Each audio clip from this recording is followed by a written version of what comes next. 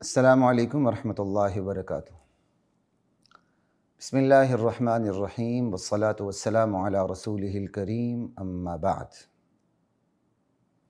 خواتین و حضرات، درس صحیح بخاری کے ساتھ خلیق الرحمن آپ کی خدمت میں حاضر۔ آج کی اس نشست میں ہم صحیح بخاری کی حدیث نمبر 3 پہ بات کریں گے۔ حدیث نمبر 1 پہ الحمدللہ بڑی تفصیل کے ساتھ گفتگو ہو چکی ہے، اور اسی طرح حدیث نمبر 2 پر بھی گفتگو ہو چکی ہے، اور آج ہم بات کریں گے حدیث نمبر 3 پہ۔ حدیث نمبر 3 کی جو راویہ ہیں جو نبی کریم صلی اللہ علیہ وسلم سے نقل کرتی ہیں، وہ اماں عائشہ رضی اللہ تعالی عنہ۔ سب سے پہلے میں حدیث کا تشریحی ترجمہ آپ کے سامنے رکھوں گا، اس کے بعد انشاءاللہ اللہ تعالیٰ نے چاہا تو حدیث کے فوائد پر بھی بات ہوگی۔ بسم اللہ الرحمن الرحیم۔ حدثنا یحیی بن بکیر قال حدثنا اللیث عن عقیل عن ابن شہاب عن عروة بن الزبیر عن عائشة ام المؤمنین انہا قالت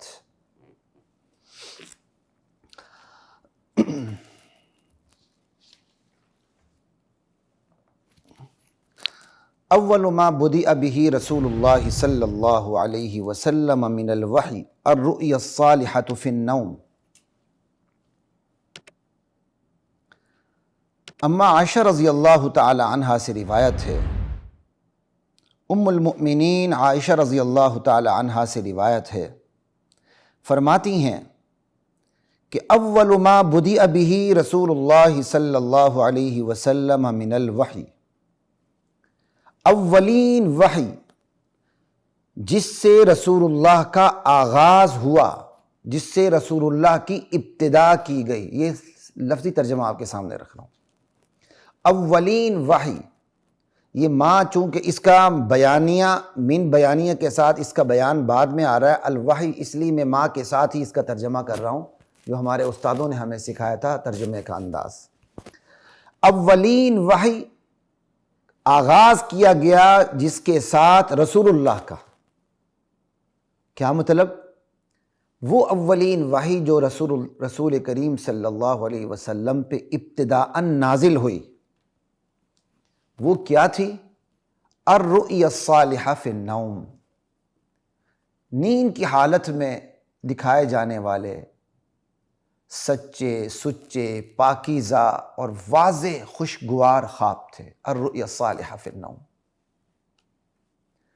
فکان لا یرا رؤیا الا جاءت مثل فلق الصبح،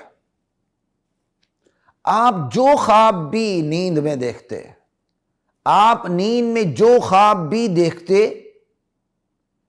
وہ حالت بیداری میں صبح روشن کی طرح سامنے آ جاتا، یعنی اس کی تعبیر اتنی واضح ہوتی۔ نیند میں آپ نے جو دیکھ لیا، بیداری میں آپ کو وہی دکھنے لگتا تھا۔ اللہ اکبر۔ ثم حبب الیہ الخلاء، پھر آپ کے لیے تنہائی، خلوت نشینی پسندیدہ بنا دی گئی من جانب اللہ۔ فکان یخلو بغار حراء، آپ غار حراء میں خلوت نشینی اختیار فرماتے، تنہائی میں رہتے غار حراء میں۔ فیتحنث فیہ، آپ وہاں تحنث اختیار کرتے۔ تحنث کیا ہے بھائی؟ وہو التعبد، عبادت۔ آپ غار حراء میں عبادت بجا لاتے، کب تک؟ اللیالیہ ذوات العدد، گنتی کی کئی راتوں تک مسلسل آپ غار حراء میں عبادت فرماتے، اور راتوں کے اندر دن بھی داخل ہیں، چونکہ خلوت نشینی کا تعلق زیادہ تر رات سے ہے تو اس لیے رات کا لفظ استعمال کیا، اور رات سے مراد دن بھی لے لیا، جس طرح عربی میں دن سے مراد راتیں بھی لے لی جاتی ہیں، اور اسی طرح ہمارے اردو محاورہ بھی ہے کہ ہم دن سے مراد رات بھی لے لیتے ہیں۔ بھائی 24 دن 12 دن، کیا مطلب؟ اس کے اندر راتیں بھی شامل ہوتی ہیں۔ خیر میں تشریح ترجمے تک بھی اپنے آپ کو ذرا رہنے کی کوشش کرتا ہوں، فوائد انشاءاللہ بعد میں ذکر کریں گے۔ گنتی کی کئی راتوں تک آپ مسلسل، گنتی کے کئی دنوں تک، کئی راتوں تک آپ مسلسل غار حرا میں عبادت کرتے رہتے، قبل ان ینزع الی اہلہ، گھر والوں کی طرف لوٹنے سے پہلے تک۔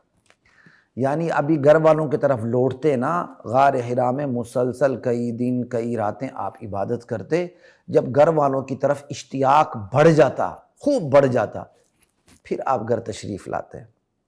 وَيَتَزَوَّدُ لِذَلِكَ، چونکہ آپ غار حرا میں مسلسل عبادت کرتے تھے کئی دن کئی راتیں، تو اس کے لیے آپ کو کھانے پینے کی ضرورت ہوتی تھی، تو يَتَزَوَّدُ لِذَلِكَ، آپ اتنے عرصے کے لیے کھانے پینے کی چیزیں بھی ساتھ لے جاتے، توشہ ساتھ لے جاتے۔ ہم کہتے ہیں نا زاد راہ، یہ تزود اسی ذات سے بنا ہوا ہے، زاد راہ، زاد سفر۔ غار حرا کے لیے آپ وہ توشہ بھی ساتھ لے جاتے۔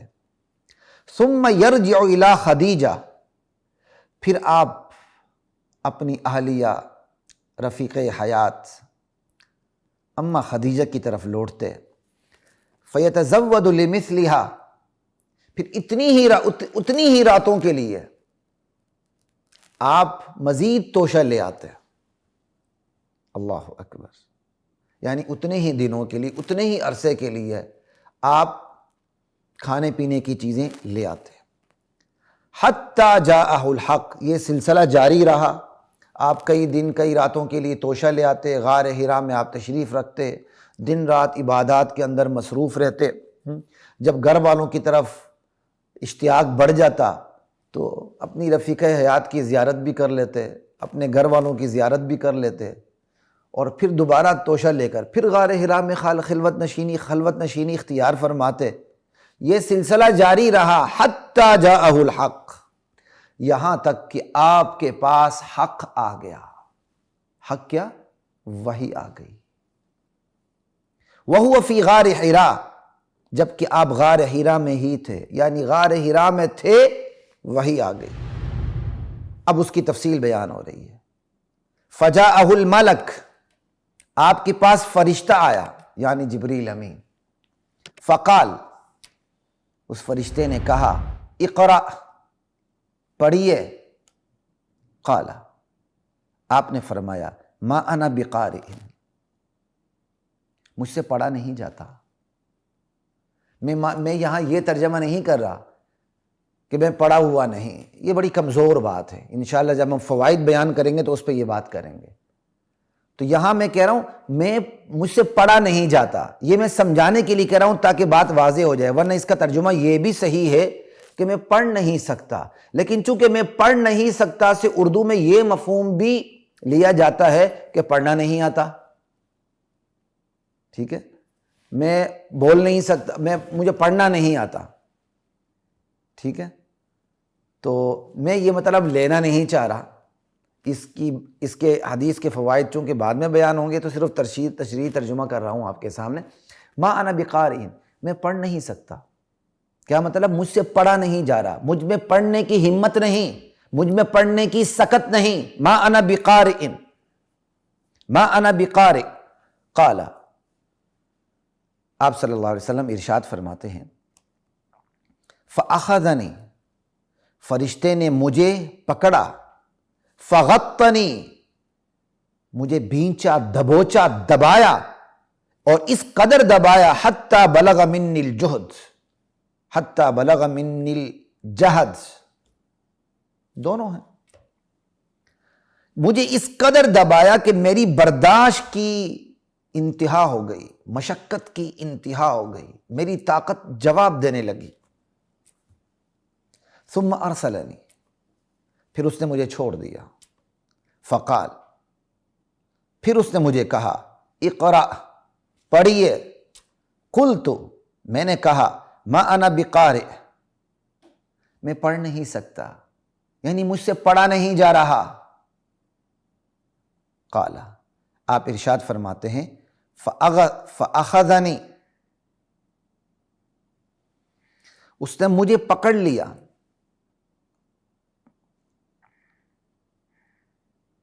فغطنی ثانیہ، پھر اس نے مجھے دوسری مرتبہ دبوچا، اور اس قدر دبوچا، اس قدر دبایا، حتی بلغ منی الجہد، کہ میری برداشت کی انتہا ہو گئی، تکلیف کی انتہا ہو گئی، مشقت کی انتہا ہو گئی۔ ثم ارسلنی، پھر اس نے مجھے چھوڑ دیا۔ فقال، اور پھر اس نے مجھے کہا اقرأ، پڑھیے۔ فقلت، میں نے جواب دیا ما انا بقارئ، میں پڑھ نہیں سکتا، یعنی مجھ سے پڑھا نہیں جا رہا۔ فاخذنی، پھر اس نے مجھے پکڑا۔ فغطنی الثالثہ، تیسری مرتبہ اس نے مجھے دبوچا۔ ثم ارسلنی، پھر اس نے مجھے چھوڑ دیا۔ فقال، پھر اس نے مجھے کہا اقرأ بسم ربک الذی خلق، پڑھیے اپنے پروردگار کے نام سے، الذی خلق، جس نے پیدا کیا، مخلوق کو اسی نے پیدا کیا۔ خلق الانسان من علق، پیدا کیا ہے انسان کو جمے ہوئے خون سے۔ اقرأ وربک الاکرم، پڑھیے آپ کا پروردگار بہت کرم والا ہے، سب سے بڑھ کر کرم کرنے والا ہے۔